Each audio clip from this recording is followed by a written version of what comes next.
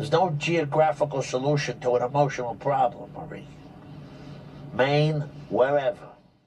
What's up, folks? Your boy Despop. Welcome to another episode of Survive with DP. Should I showcase any other accounts in this video, please obey my rules. Follow them all, have fun, or fuck off. Now, I once lived in a world where I thought every single thing Tony Soprano ever said was true. Gospel, even. And I've always felt you don't run. You don't escape. You face your problems head on, and a lot of times that has to do with where you're located. You stay and you fight. As I explained in my last episode, which dealt with getting your body physically right and how treating your body properly, losing weight, exercising, however you do it, through diet or both, your body will help regulate your mind, as it has in my case, but that came with a major geography shift as well. If you watched that last episode, I moved halfway across the country, adopted my lady's diet, and lost 66 pounds in slightly over 3 months on just diet alone, and how I feel that difference in my brain every minute of every day. It would not have happened without that shift in geography. And now that I look back on, I felt really guilty about leaving the East Coast. Now I look back on it and I realize I wasn't escaping. I was growing. I was building. I was both rebuilding my mind and building a part of my mind that I never even knew existed, a part I had never even tapped into. And it came with that geography shift. And this may sound weird, but this is how it happened. I've alluded in the past to that moment in my car a little over a year ago, going on a year and a half now. I had a weapon placed to my temple by my own hand, and still don't know how I came out of that. I had made my decision. I was so content and relaxed and at peace with it. It was so real, and it wasn't a gesture. There were no notes. There was nobody told. There were no messages. Nobody had a clue. And I often think of where my life is today and think I did it. I still think I did it that day. I still think I went through with it because this has got to be a dream. This is how amazing it is. But one of the things I started doing back home it was about 2 weeks after that, the weakest moment of my life is when I did my first Donut Patrol show. I don't even know why the fuck I did it, but I was tired of my environment. It was doing me no good. And I knew social media was a problem, but to me, in my mind, my social media was again so local. Think of it geographical. I only had InstaFace and Facebook. These aren't strangers, really. These are your friends. You know them on a first and last name basis. You got their phone numbers in your phone. You just become friends. And Facebook was so local, and you were maintaining connections with people from elementary school, a couple pieces of side ash you might have had hanging out there, like shit like that, but it was very local. And local wasn't doing right by me. So I eliminated all of it. I mean, I was very active, but I jumped off of everything and immediately went to X. Why? Because I didn't know a single person. None of my friends use it. It was brand new to me. I knew people don't use their real fucking names. I'm not going to know where any of these people live. We just found out in the recent weeks, half the people I thought were hardcore Americans are in Bangladesh or some shit. Irregardless. It's not what this show's about. I wanted to see people but not be seen, and kind of just try to carve out my own little section of people that were anonymous to me, because people that are anonymous, people that live wherever the fuck, they're no threat to me. Threat to me were those closest to me. I'm not saying anybody around me had ill intent. It's just the more I know you, the more I care for you, the more I appreciate you, the bigger of a threat you were to me. You could hurt my feelings. I know that sounds fucking petty, but that's what this fucking demon does to you. I needed to be around people who couldn't harm me. If you didn't like what I had to say, I didn't care. There's nothing you could do. You might throw daggers at me. I might be affected by it in that way, but what are you going to do? But I can tell you a situation that happened with me and my lady. I didn't even know where she was from. I just knew she was from the middle of fucking nowhere. Place that I would never end up, would never go, because I am that scared to death of flying. Wherever it was too far of a drive. And I ain't gonna fucking fly anywhere, so perfect scenario to have a friendship with somebody where that's never gonna come into play. And we just started talking because she was seeing things in my shows. My shows were all about comedy. She was catching my hidden messages. You know, I've been trying to deal with this PTSD since I started this. It was the sole purpose over a year ago, and I'm finally getting around to it. Finally feel comfortable enough. Well, we had a dialogue going. And it was constant. And one of the things I had told her, before I go any further, I had fallen in love with Montana. And it was totally because of Yellowstone. One of the things about Yellowstone I love the most, and not just because the characters were the most fucking awesomely written characters ever. Wasn't just Beth and Rip. The thing I loved about the show the most was the cinematics. I don't know if that's what you call it. Images. Sometimes there were no people in an image. It was just a landscape, right? Cinematography, is that what that is? I don't know. I fell in love with the show because I would just look at some of those images and just feel like I was there and wonder what it was like, and just imagining, just standing there, that my PTSD would disappear. You know, back when I was home in New England, it was when I would go, I didn't know how to fish. I don't fish. I mean, I'm a lobster shrimp kind of guy, but calamari, I didn't even like to touch the bait you'd put on the fish hook. I'd made them fucking do it for me. But I would constantly go on fishing trips with a friend of mine, and we would go far enough out where in all four directions you couldn't see land. You couldn't see fucking land, and it made you realize how insignificant you are.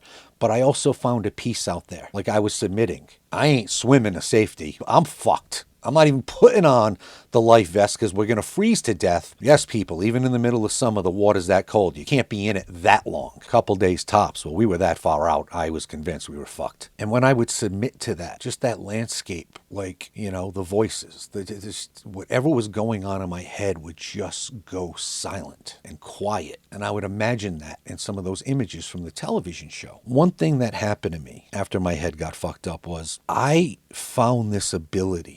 When the shit hit the fan, I still remained on the job. When the shit hit the fan, for some reason, I became the calmest person in the room. Hands steady, silent, methodical. Like everything would slow down for me. Prior to the shit hitting the fan, you would have thought I would be the one to overreact in those situations. And I think it's because when you're afflicted with this bullshit, it's nonstop, 24/7, analyzing threats, predicting threats.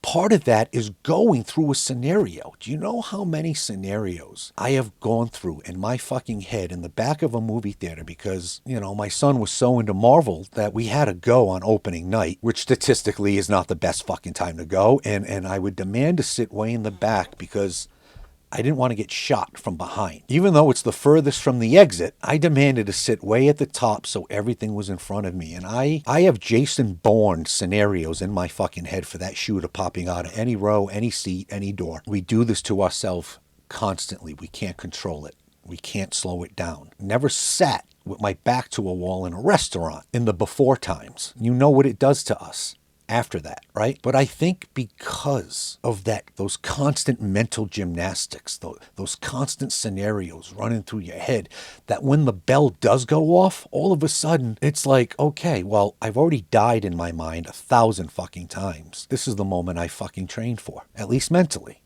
And I would get calm. And I would explain that to her when in the middle of a storm, and I'm talking torrential, I'm talking wind, I'm talking violent, dangerous to be outside type of storm. When those things would happen, I would go outside and get in my vehicle and recline the seat, and it was the only time I could sleep. Don't know why. And all that chaos, somehow I always felt safer. The rhythm, the noise, the pelting on the roof. Don't know what it was. The wind, I could feel the vehicle moving. I could hear it, the sound. And I would recline my seat. If it was a 15-minute storm, I felt like I slept for 6 days. Back where I'm from, if it stormed, it stormed. Usually it was all day. I mean, I would catch up on 6 months of sleep in 3 hours and never open my eyes.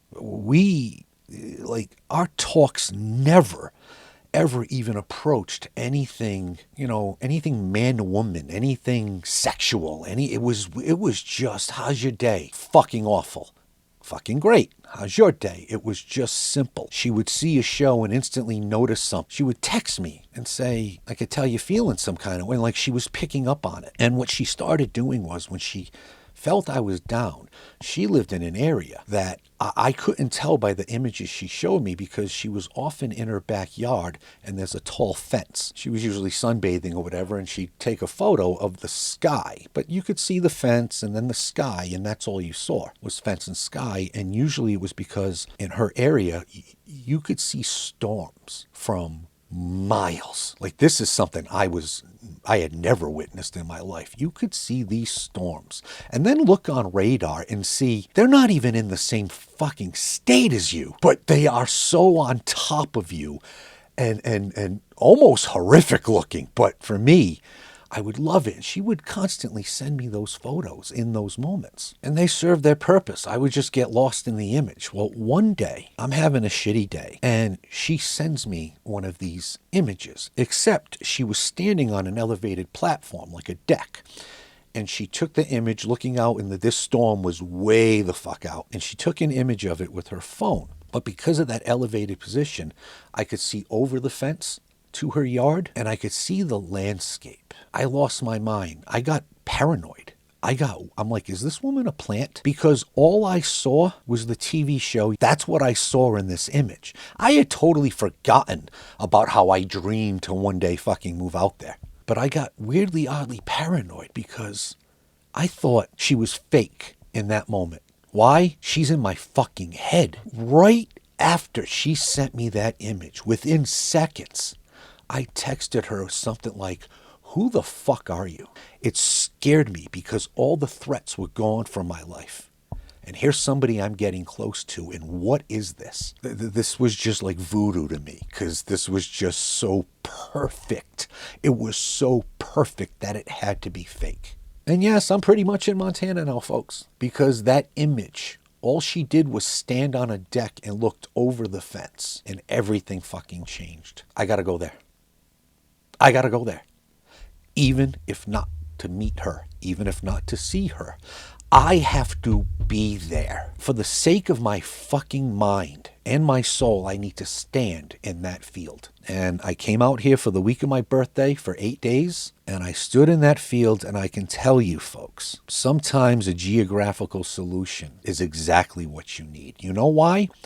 Back where I was from, traffic was awful. It was the worst. Tiny, tiny condensed area, smallest state in the fucking country. Traffic is horrific. You know, and there's the GPS way, the straight way, but you know the secret way. Well, unfortunately, the secret way for me was driving by my ex's residence and her job. They were both on this fucking strip on the way home. And I swear to God, she planned her cigarette breaks at work for exactly the time I would get out of work, knowing exactly the fucking route I was going to take. No, I don't think she honestly did. It was just fucking coincidence. And it was like, I would dry heave, because I would drive by there saying, don't look in the parking lot, don't look in the parking lot, don't look in the parking lot. And as soon as I did, it was like, but the option was 35 more minutes. That was the other option. Sitting in traffic for 35 more minutes to literally go right there. If you're from these cities, you know exactly what I'm talking about. It's like, this is the only route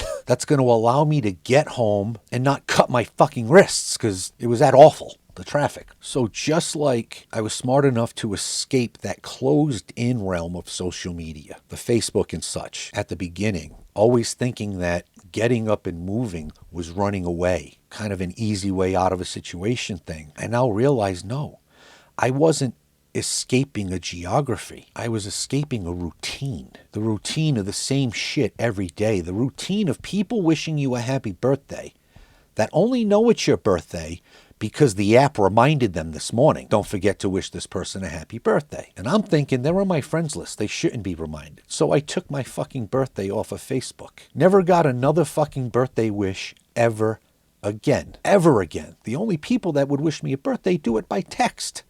Those are your friends. It's not about escaping. It's about growing. It's about building. It's about ending routines that are fucking harmful to you. The same bar every Friday night without fail, right? It's about breaking fucking routines that are sabotaging you. May James Gandolfini rest in peace, but sorry, I am no longer following Tony Soprano's advice. You got to break that routine. Stop and survive. Later, bitches.